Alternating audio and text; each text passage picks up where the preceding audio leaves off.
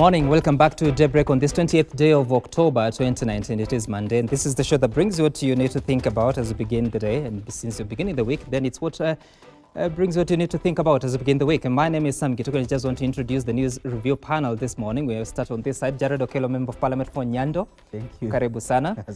Tim Wanyonyi, Member of Parliament for Westlands. Karibu sana to the show. Jeremiah Kioni, Member of Parliament for Ndaragwa. Karibu sana. He is also the chairperson of the CIOC, that is Constitution Implementation Oversight Committee. Great. And then we have Abdikadir Mohammed. He is a former chair of that same committee in the, was it 9th or 10th Parliament? 10th Parliament, yes. And he's also a former legal advisor of the President, and now joins us on the panel to talk about different matters, including the BBI test. But I want us to begin on a very interesting factor. Honorable Abdikadir, am I allowed to call you that? I think so.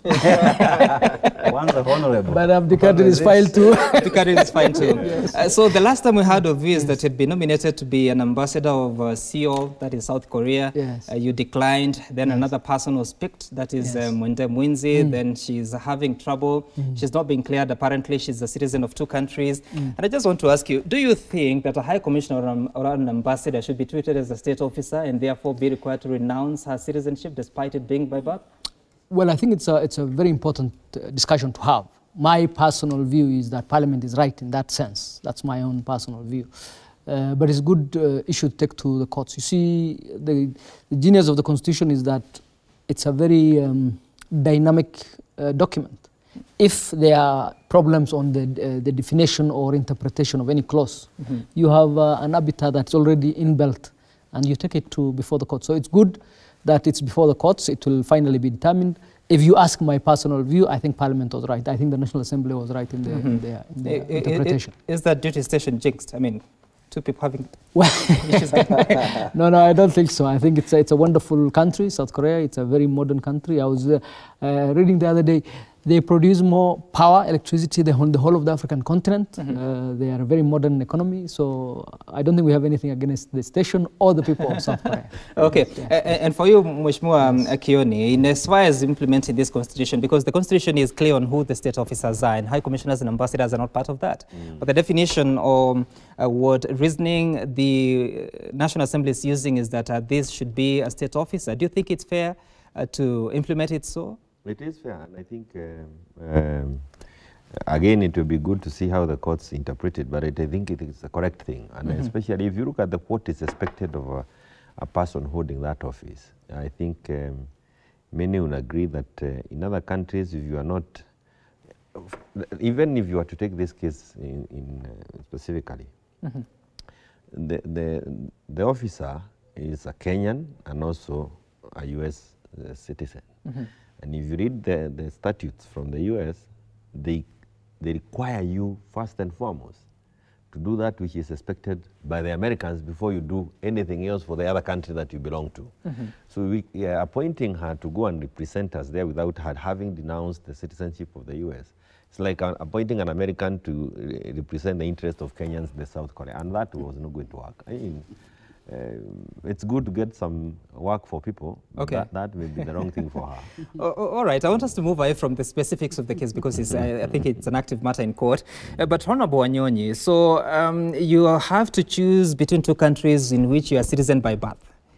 Is it okay? What should happen even for other positions so that you do not have to lose your citizenship just because you have a public office to hold? I think what matters is your interest. Where is your interest? Do you want to remain a citizen of one? Because that lady has stayed here almost forever, as much as I remember. I don't know why she wants to hold on the U.S. citizenship. And she's arguing that, you know, she doesn't have to choose between being a Kenyan citizen and her birthright. So it's upon her to decide, because she cannot be torn apart, you know, in two places. And number 2, you know, when we have ambassadors out there, they are actually representing the president directly. And for you to become a president of Kenya, you must be a citizen of Kenya, not dual citizenship, but you must be a citizen of Kenya. So she must carry that that part of the law too. to the foreign country that she's representing Kenya. Right. Yeah. And for you, Mheshimiwa Okelo. Well, Article 260 of our Constitution gives a wider description of who qualifies to be a state officer. It is true that ambassador of any country representing Kenya is a state officer. But fundamental questions first. One, with all these citizenship questions around her head, who advised the president to nominate her to go to Seoul? That is the first question. And if president, I want to believe, enjoys a lot of legal advice, especially from people of my friend Honorable Abdikadir's caliber, they ought to have saved the country this agony.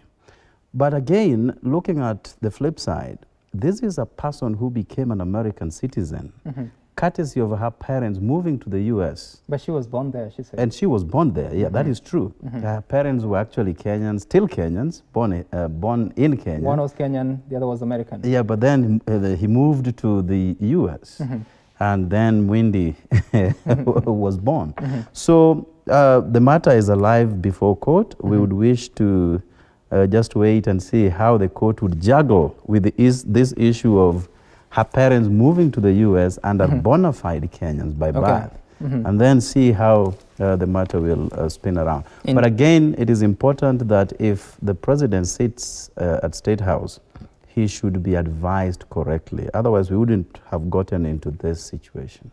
All right.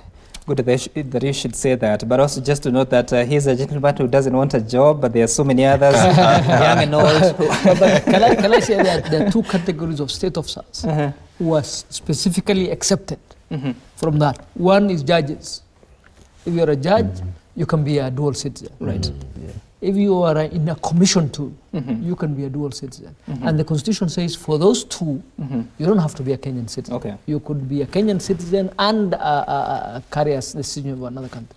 The assumption being that in those jobs, especially in the judiciary, you have to be fair to everybody. Yes. You have to judge fairly whether the person before you is a citizen or not. It's really a very neutral function to do. You are an arbiter in between. All right. Some of these other functions might require you to look at the interests of those two countries. Okay. So when those two countries' interests collide, who will you side with? And that's really probably where the National Assembly was coming from. All right. Like I said, let's leave it to the courts. All right. We'll leave it to the courts. It's also said America is a land of opportunities. I don't know why she wants to fight this hard when we have 39% joblessness rate in this country. Yeah. But she has America is about 5% joblessness, so she can say. All right. Okay.